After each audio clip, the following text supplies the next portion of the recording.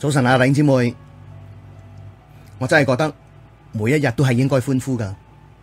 希望你唔會覺得我沉氣，因為每一日都有值得歡呼嘅嘢，有太多寶貴嘅真相，有好多奇妙嘅事發生咗喺我哋身上，仲有整個宇宙神美麗嘅計劃，將來永恆嘅榮耀幸福，真係全部都值得歡呼，因為同你同我今生永恆好有關係，而神已經將最好、最寶貴、最榮耀嘅永恆，係同佢一齊嘅永恆賜咗俾我哋，就連今生嘅每一段日子、每一個經歷，都係幫主情愛嘅經歷，好值得歡呼。即使係戰鬥嘅時候，又或者係藏喺隱密處嘅時候，好寶貴。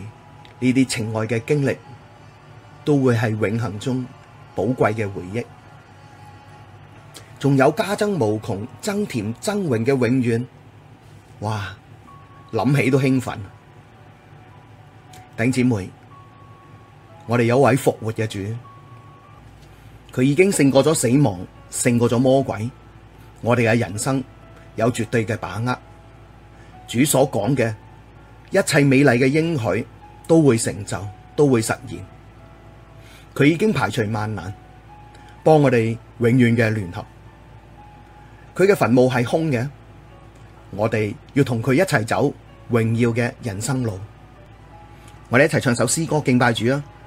喺神家詩歌12冊46，滴血的心的秘密。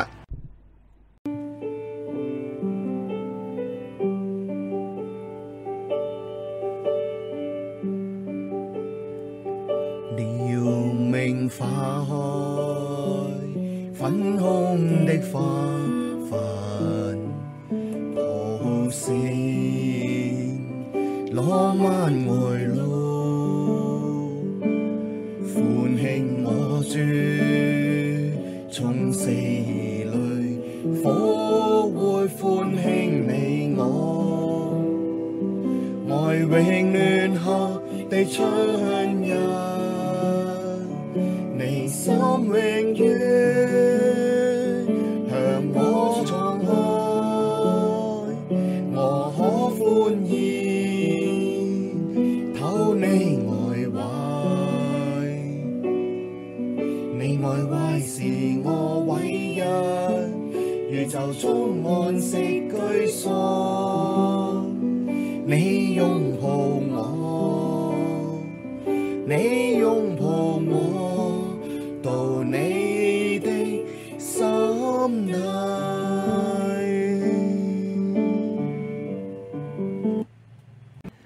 唱完呢首詩歌，希望你有時間靜落嚟回應佢。你亦都可以咧唱其他嘅詩歌嚟到敬拜主。總之咧就係有親近主嘅時光，同佢面對面。你可以先停咗個錄音先噶，完咗啦，咁你就開翻個錄音，我哋一齊讀聖經啊！願主祝福你。提多書第2章，但係你所講嘅總要合乎嗰啲純正嘅道理，勸老年人要有節制、端莊、自守，喺信心、愛心、忍耐上面都要純全冇瑕疵。又勸老年婦人舉止行動要恭敬，唔講讒言，唔做酒嘅奴僕，用善道教訓人，好指教少年婦人愛丈夫、愛兒女，謹守貞潔，料理家務，待人有恩，順服自己嘅丈夫，免得神嘅道理被毀謗。又勸少年人要謹守，你自己凡事要顯出善行嘅榜樣，喺教訓上要正直端莊，言語純全，無可指責，叫嗰啲反對嘅人既係無處可以講我哋嘅不是，就自覺羞愧。勸僕人要順服自己嘅主人，凡事討佢喜歡，唔好頂撞佢，唔好私自攞東西，要顯為忠誠，以致凡事尊榮我哋救主神嘅道。因為神救眾人嘅恩典已經顯明出嚟，教訓我哋除去唔敬虔嘅心，同埋世俗嘅情慾，喺今世自守公義敬虔度日，等候所盼望嘅福，並等候至大嘅神同我哋救主耶穌基督嘅榮耀顯現。佢為我哋捨咗自己，要贖我哋脫離一切罪惡，又潔淨我哋，特作自己嘅子民，熱心為善。呢啲事你要講明，勸誡人，用各等權柄責備人，唔好叫人輕看你。雖然提多書唔係保羅最後嘅一封信，不過亦都係保羅人生最後階段所寫嘅書信嚟嘅。其實真係好感動，因為保羅喺第一次羅馬坐監嘅時候放咗出嚟，你發覺佢根本係冇停止去傳福音嘅。從保羅所寫嘅呢一封信，大家睇見佢仍然係好關心教會，好關心弟兄姊妹係唔係長進，係唔係健康，係唔係咧仍然勇敢嘅傳福音，為主作見證。主耶穌喺離世升天之前，亦都頒發咗一個大使命，係俾你同我噶。唔單止係傳福音啊，仲要將真理傳揚啦。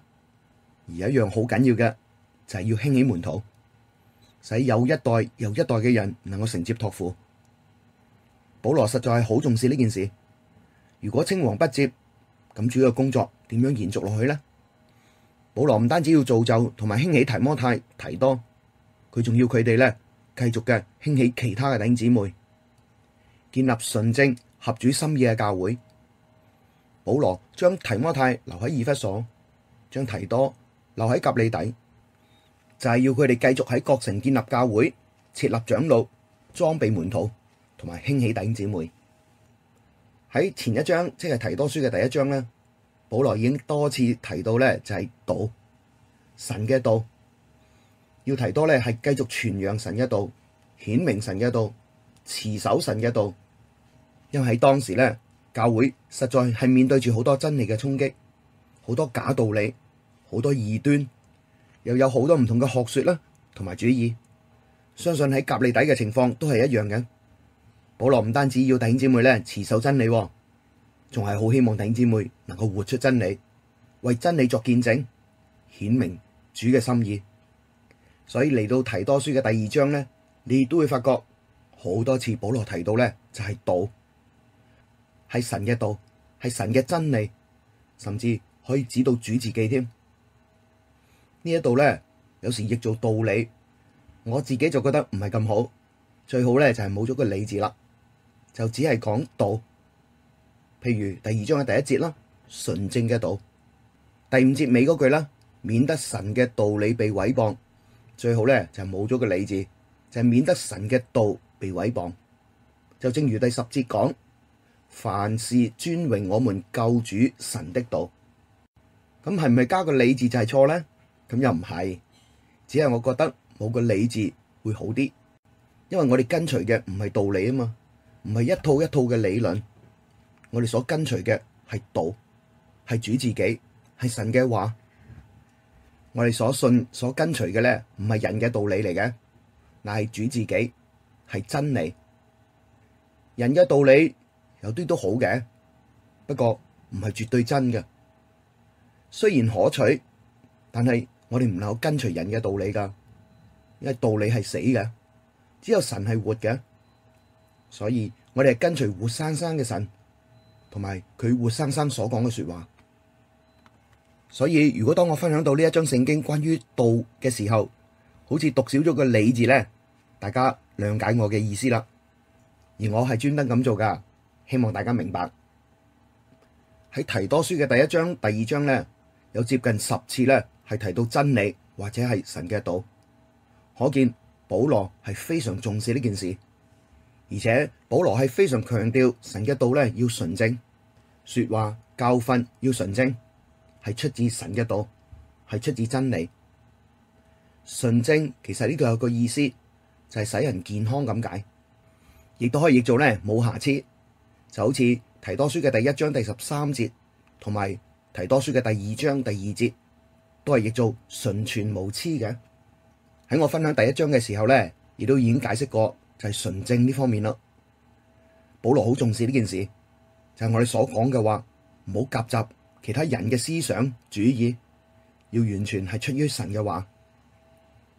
另外純正亦都有另外一個意思，就係講到我哋嘅心係純正嘅，動機係純正嘅。人嘅心對準神，佢講嘅說話先至會準確噶。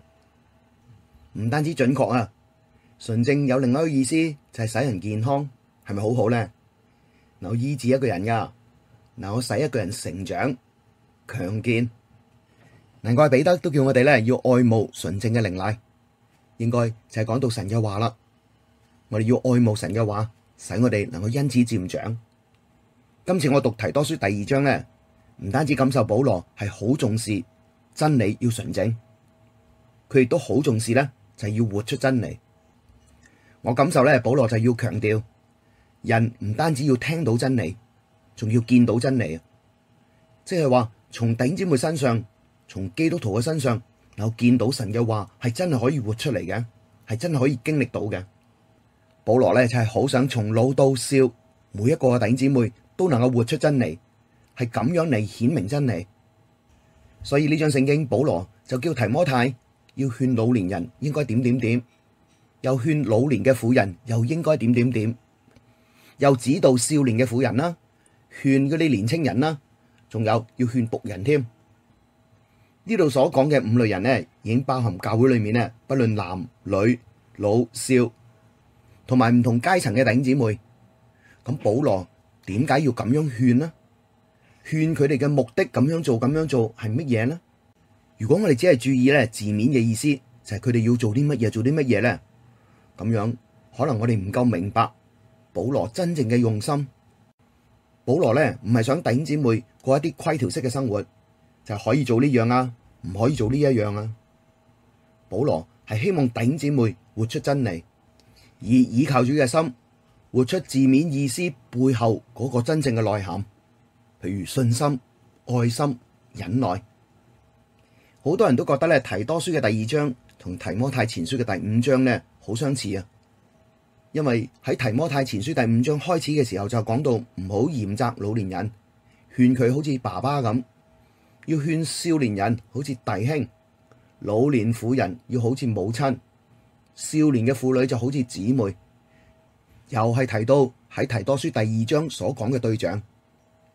但係如果我哋將呢2章聖經做一個比較，睇得仔細啲，你就會發現雖然對象相同啫，但係明顯佢哋嘅目的係唔一樣嘅。喺提摩太前書裏面係講到我哋幫弟兄姊妹嘅時候應該有咩態度，態度應該係點樣？譬如待老年人要好似爸爸，待少年人好似弟兄。但係如果你睇下提多書第2章呢一度咧，就唔係講個態度啦，而係喺你幫弟兄姊妹嘅時候，你要注意要幫啲乜嘢內容，即係話具體係使佢成為一個點樣嘅人。兩樣都係重要嘅。提摩太前書所提出嚟嘅態度係一種尊敬，出於愛，有親情，唔係冷冰冰嘅教導，唔係單向嘅教導。呢度講嘅包含咗互相溝通，有愛嘅結連。所以呢2章聖經咧都特別係用到個勸字噶，係有愛嘅說話。而提多書就講得好實際，嗱，你要勸老年人要有節制啊，要端莊啊，老年嘅婦人呢，舉止行動要恭敬啊，唔好講讒言啦。少年嘅婦人呢就要料理家務啊，少年人呢就要謹守，同埋咧要顯出善行嘅榜樣。至於做僕人嘅呢，就要聽話，唔好頂撞主人，唔可以私拿東西。保羅所講嘅嘢一啲都唔抽象，好具體。所以保羅就係要弟兄姊妹能夠有好行為，背後就係要活出真理咯。因為第10節保羅話就係以致凡事上尊榮我們救主神的道。呢度咧應該好使我哋能夠明白到啦，真理唔係淨係靠把口去傳，唔係猛咁講，真理係要活出嚟噶。我哋應該有好行為，不過我哋唔係靠好行為嚟博取神嘅歡心，要明白個分別。呢度保羅講得好清楚，就係原來我哋嘅好行為、好見證係能夠尊榮到我哋救主神嘅道，即係話能夠彰顯神嘅真理。而其中一樣嘢都好吸引我嘅，就係保羅話係以致凡事尊榮我哋救主神嘅道，係凡事啊，係生活上嘅每一件事。所以真理係好生活化嘅，真理咧唔係只係規條，唔係只係寫喺聖經上邊，真理係應該寫喺我哋嘅生活上邊，係寫喺我哋嘅生命上邊噶。所以如果聖經話我哋應該向神歡呼嘅話，我哋應該讚美神嘅話，咁樣我哋嘅生活裏面係咪應該都係咁呢？唔單止我哋喺聚會嘅時候要歡呼要讚美啊，就係我哋每日嘅生活都應該係咁噶嘛。我哋活喺真理裏面，我哋先至能夠彰顯真理噶。又譬如啊，主耶穌係生命嘅糧，呢個真理我諗大家都知啦。但係我哋有冇活出嚟呢？我哋每日係咪都係享受緊生命嘅糧呢？我哋係咪從主嗰度得咗供應，心靈得咗飽足呢？弟兄姊妹，真理唔係用把口講嘅，係用我哋生命見證出嚟噶。呢章聖經嘅第7節咧，亦都係好吸引我心。保羅咧向提多講，你要自己凡事咧顯出善行嘅榜樣，教訓上要正直端莊。第8節講要言語純全，無可指責，叫嗰啲反對嘅人無處可以講我哋嘅不是，就會自覺羞愧啦。保羅叫提摩太要勸老年人啦、老年嘅婦人啦、少年婦人、少年人同埋僕人，但係冇少到就係要勸提多都要作出榜樣。我除咗體會神係要求信主嘅人活出神兒女嘅榮耀，亦都係要求係信主內嘅弟兄姊妹，譬如好似提多咁啊，要成為各類弟兄姊妹嘅榜樣。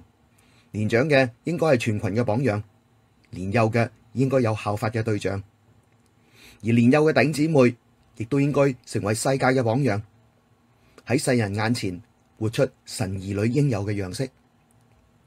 神透過我哋作工有幾大，係唔在乎我哋講嘅係乜嘢，而係在乎我哋喺神面前活出嚟嘅係乜嘢。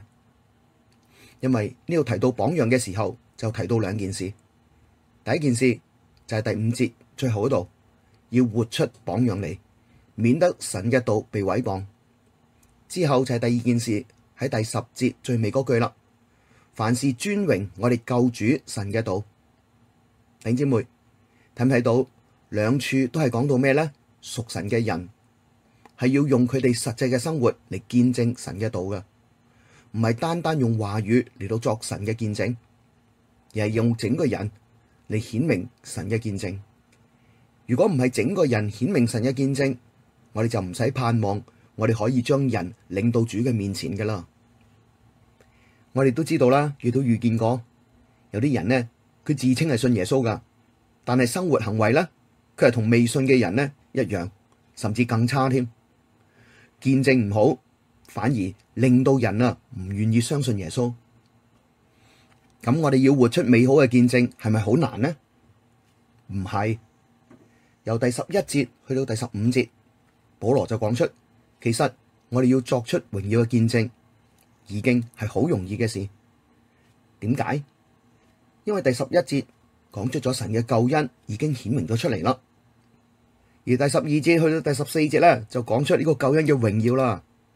唔單止我哋嘅罪係得着赦免啊，而係能夠救我哋脫離一切罪惡，潔淨我哋嘅。12節嗰度講到教訓我哋除去不敬虔嘅心同世俗嘅情慾，即係話主嘅救恩係能夠不斷嘅訓練我哋。呢度教訓我哋除去不敬虔嘅心咧，教訓呢兩個字其實有個意思就係訓練咁解，即係能夠操練我哋成為一個敬虔嘅人，除去唔敬虔嘅心。喺呢度咧，我好想再強調，就係敬虔係可以操練嘅，而且操練敬虔咧非常重要。比操練身體更加重要啊！因為係使我心靈咧能夠強健起嚟噶。仲有，原來主嘅救恩咧係會幫我哋除去世俗嘅情慾，因為主嘅救恩係將聖靈賜俾我哋，使我哋依從聖靈就能夠脫離情慾嘅敗壞，能夠隨從聖靈，唔隨從情慾啦。主嘅救恩使我哋可以喺今世自守、公義、敬虔度日。所以我哋信主嘅人要活出美好嘅見證，根本上就係一件好自然嘅事。因為主嘅救恩救得我哋好完全，佢唔係淨係赦免我哋嘅罪啊，而係使我哋能夠有能力勝過罪惡，仲有聖靈住喺我哋裏面幫我哋。弟兄姊妹，唔單止咁，第13節再講到救恩嘅榮耀，就係等候所盼望的福，並等候至大的神和我們救主耶穌基督的榮耀顯現。太寶貴啦！就係我哋今生可以活得好榮耀、好得勝，即使係好多困難、好多艱苦，但係我哋係等候我哋嘅主榮耀嘅顯現，咪即係講出咗我哋嘅結局係乜嘢咯？所盼望嘅福，個結局係一個有福嘅結局，係榮耀嘅顯現，所以我哋嘅結局係榮耀嘅結局。而主嘅救恩就係要使我哋從得救開始，越走越榮耀，經過今生，然後進入永恆。弟兄姊妹，義人嘅路實在係好似黎明嘅光，係會越照越明，直到日午嘅。呢個就係主救我哋嘅目的。第14節，他為我們捨了自己，要贖我們脫離一切罪惡，又潔淨我們，特作自己的子民，熱心為善。呢度嘅中文譯法呢，其實真係唔係譯得太好。主救我哋嘅目的，佢捨去自己，為我哋釘喺十字架上，就要贖我哋，使我哋能夠翻到神嗰度，脫離罪惡，唔再係罪嘅奴隸，而係能夠潔淨，成為聖潔，成為神特別嘅子民。呢度譯做子民，就將我哋同神嘅關係咧，好似拉遠咗咁。其實呢度子民嘅意思就係一班人咁解，係一班點樣嘅人呢？係一班特別嘅人。呢度嘅意思就係特作自己子民嘅意思啦。咁我哋特別在乜嘢呢？梗係特別啦，因為地上有咁多人，歷代嘅聖徒亦都有好多係愛神嘅，但係喺新約裏面，我哋信主嘅係特別噶。有幾特別？譬如我哋同神嘅關係係特別近嘅，近過晒所有嘅人，因為主幫我哋聯合咗，神係我哋嘅親阿爸，我哋係主嘅佳偶，我哋係主嘅心上人啊！你話特唔特別呢？所以我哋特作神嘅子民，我哋係特嘅歸俾佢噶。另外，熱心為善，就好似講到啊，信主嘅人呢，特別熱心做善事咁，根本就唔係咁嘅意思。呢度嘅善係代表住美好榮耀咁解。喺其餘嘅聖經都有提到善嘅，而所講嘅善意思都係講到神嘅旨意咁解。所以救恩喺我哋身上嘅目的係要將我哋帶到同神有特別嘅關係，並且係完成神嘅旨意噶。讀到呢度嘅時候，我停落嚟向神感恩，感謝主救咗我，使我能夠咧親近佢，使我同神有特別嘅關係。